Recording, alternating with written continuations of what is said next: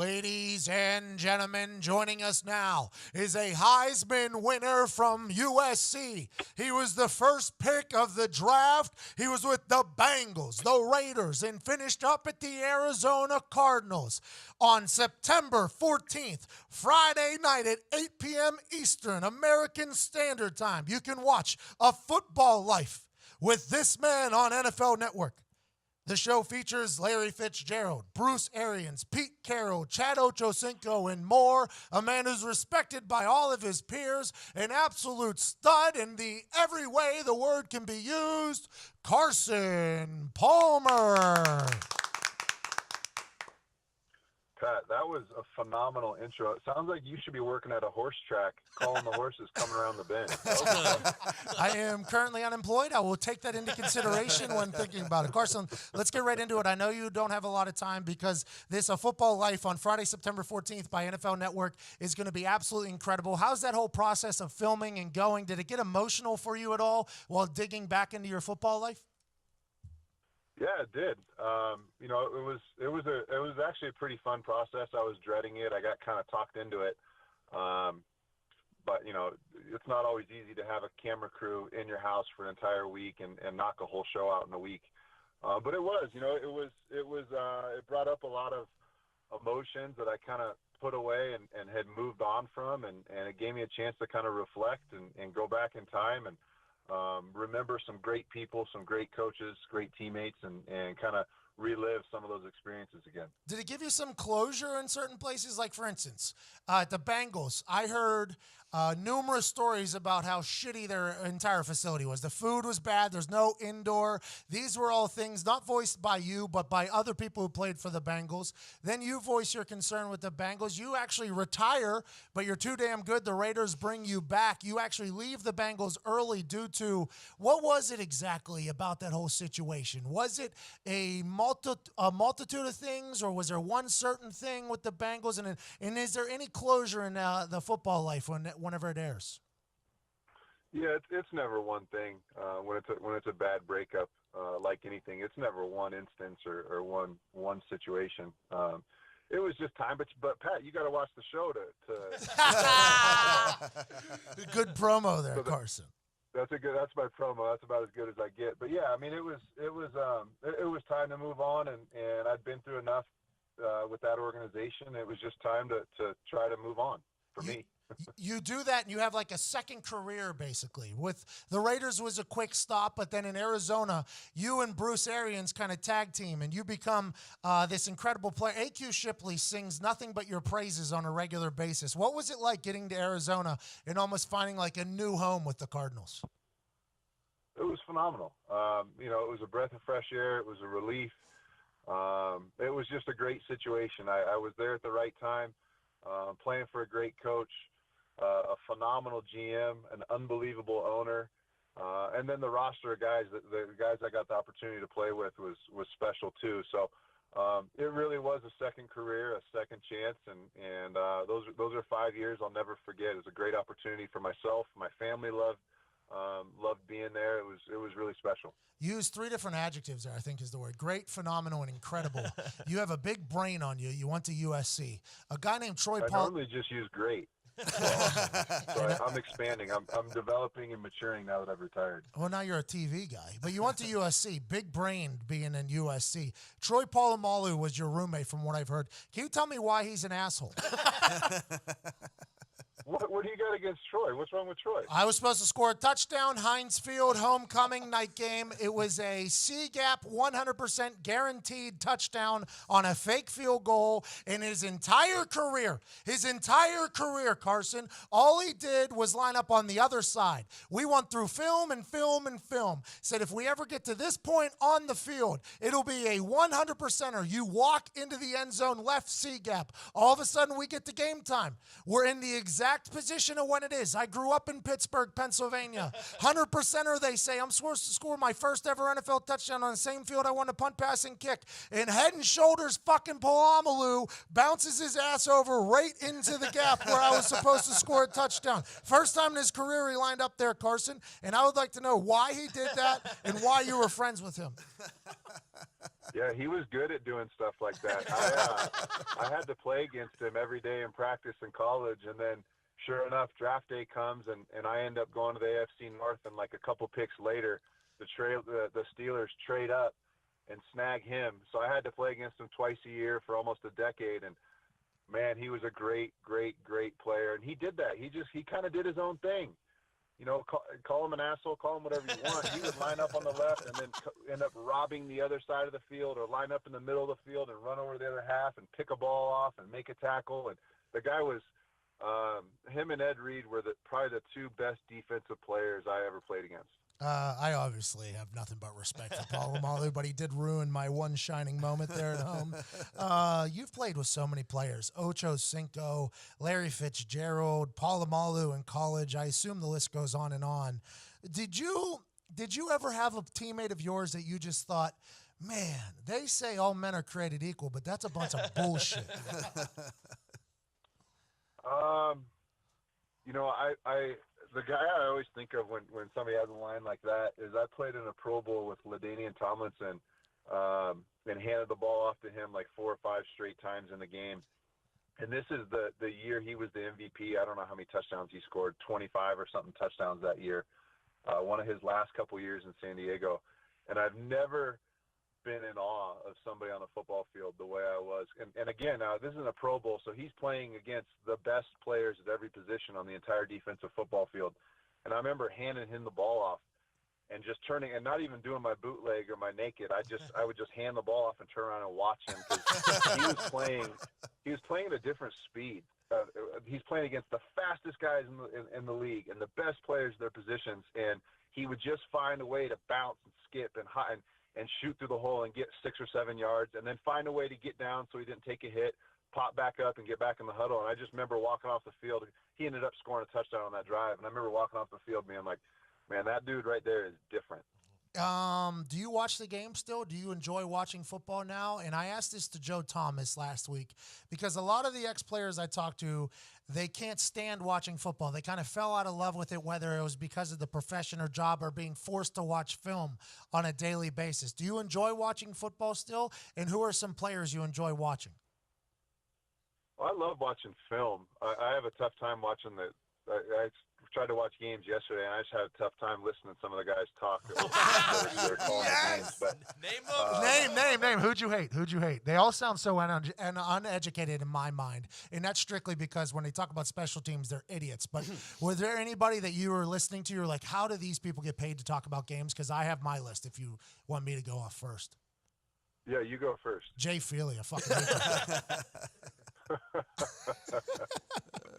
All right. Yeah. So, anyways, I had a tough time watching. So but I love watching game. I love breaking down game film and seeing what defenses are doing, or seeing how guys are trying to stop guys. So I still have my DVS Sport, which is the way coaches and players in the game, you know, at all levels of the game are watching the game. But I enjoyed it. I enjoyed watching the Cardinal game. I just want to see how some of my buddies do, or some of my buddies that are on other teams. So I don't feel the way that Joe does, or some of the other guys you mentioned. I still love the game. I still love watching it. I just have a tough time and need to hit mute every once in a while, because some of the comments are unbelievable. I agree with that. Joe actually said he liked it. It was the other folks I talked to. Did you get a chance to watch Aaron Rodgers and what he did last night? And is it amongst the quarterback fraternity? Do you guys rate each other and rank each other, or is it just like everybody love everybody? We're all making a lot of money playing football. No, everybody hates everybody. Everybody's bitter at everybody. But no, I loved watching Aaron play. He's kind of like we were talking about earlier, like LaDainian Tomlinson. He plays at a different level. He can get more velocity on the football from every angle, from every body position than anybody else in the game. So I love watching Aaron play. I think he's head and shoulders above everybody else at the quarterback position. I think everybody knows that. But yeah, I mean, for the most part, most quarterbacks are all looking at other quarterbacks. Oh, he gets to play with so-and-so, or he gets to play for so-and-so. So there's a lot of hatred that gets built up between quarterbacks. Is there anything we're going to learn from a football life that's going to make us, you don't have to tell us, but is there anything that's going to be revealed in the football life that's going to make us go, huh, I didn't know that about Carson Palmer, or maybe, wow, that's a deep part of Carson Palmer that's revealed, or is it mostly football fluff, if that makes any sense? I don't think it's a ton of fluff, but I think there's a lot to be learned. Just because, I mean, I didn't play in big markets ever really. You know, I didn't get to a Super Bowl, so that, you know, those are the guys that are playing in New York and LA and Chicago, you know a lot about, just because those are such big markets. And Cincinnati's not a big market, Arizona's not real big, and Oakland isn't huge. So I think there's a lot to be learned, and I mean, I'm not super philosophical or super deep. I'm pretty, what you see is what you get. But I think there's some stuff that might surprise some people. Does your brother still have that movie P app? Everybody loves to ask about his. It was called Run P. That's like, my brother's got 49,000 things going, and that is very far in the rearview mirror, and I couldn't tell you what's going on with that app or that app company. But I did, when that episode came out, I didn't even know he was involved with it, and I'll never forget, I was watching one of the Mission Impossibles. I don't know why I went to the movie theater to watch a Mission Impossible movie, but I actually used it because I had a big heavy Mexican meal the night before and I had to go handle business like halfway through the movie. And so I actually used it one time and it worked. It was great. I have an active bladder, so I actually respect the hell out of that app idea. What do you what are some hobbies of yours? Do you play tennis, golf? Do you like to have a couple cocktails? What does Carson Palmer do in his downtime? I'm actually on my way to a really good bend in the river to fly fish.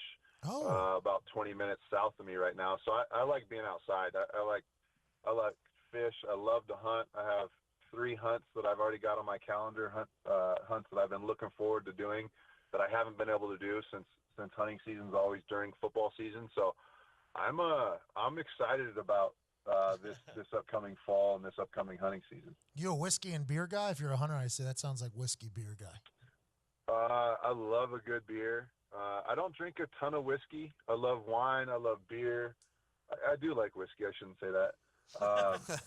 I like a good gin martini. But I haven't jumped on board with whiskey like everybody else has. I feel like there's so much hype and there's such a fad, that whiskey is right now. All of a sudden, everybody's got the best whiskey in the world. I'll drink it if you offer it to me, but I'd prefer a nice. I'll even go a dirty vodka martini, but I like a nice gin martini. I want to let you know everything you just said about whiskey is 100% right. Don't let anybody judge you for that. Yeah, you're 100% right, Carson. Right? Yeah. Okay, absolutely. thank you. Hey, if a younger Carson Palmer was listening to older Carson Palmer, and this is, you said you're not philosophical, but this is a little bit of a deeper question. If you could talk to a younger Carson Palmer about what his football career will become, what would you say? Looking back on the way it ended up? No, let's just say that you got a chance to, you went into... Enlighten? Yes, you wanted... Enlighten a younger Carson Palmer? Yeah, you used to, you traveled back somehow, and you had a one-on-one meeting with Carson Palmer in his bedroom. Before he's about to go to bed, he's laying down, and Carson from the future comes and visits him. What would you say to Carson about it, the life he's about to have? Yeah, I wouldn't change a thing. Every quarterback wishes they could go back in a game and hit rewind and take one play back. But I wouldn't change a thing. I wouldn't hit the rewind button. I would just say that, to keep your eyes open, keep your ears open, make decisions. Don't jump to decisions, make decisions the right way. But I wouldn't change my course of, my career and the crazy highs and the crazy lows and the ups and downs and the turns and all that. I would just because everybody's career path is different, and not everybody gets to win a Super Bowl, right, Pat? I mean, it's the way it is. Would I love to have 6 Super Bowl rings? No doubt, but I wouldn't change the way it went. I wouldn't change anything that happened. It's matured me. I've learned a ton about myself and just about everything that's been going on around me over the years. So if I had to sit down and talk to a young me, I would just say, just enjoy it. Just have fun. It's such a short window. Your career comes and goes, and it happens so fast, as you know. But just to enjoy it. Enjoy every second of it. That's awesome. And I know you have to go here. I got to get this question in, though. Did you ever think about truly hanging it up there when you were leaving Cincy? Was there ever like an actual conversation with family and friends that this is it? This is how my football career ends? This is how my football life ends? No, I knew I'd play again. Respect. If they wouldn't have let me go, I would have had to go back. But I wanted to play. It was the measure and the step I had to take. But had they not let me go and traded me, I would have ended up probably going back. I wasn't done. I would love to play the game yesterday, but I'm too old. I can't do it anymore. I'd have played until like Brady says, I was 45 or 50. But at some point, you just start losing that bounce, that step.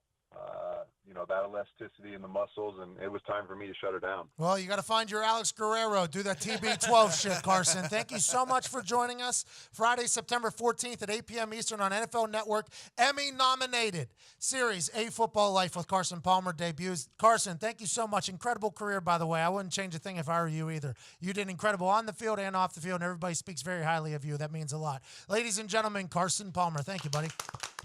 Brad, I appreciate it. Thanks for having me on, man. Best of luck this year. Hey, I appreciate that. You too. Good luck fishing down there. I hope you pull some shit out of there.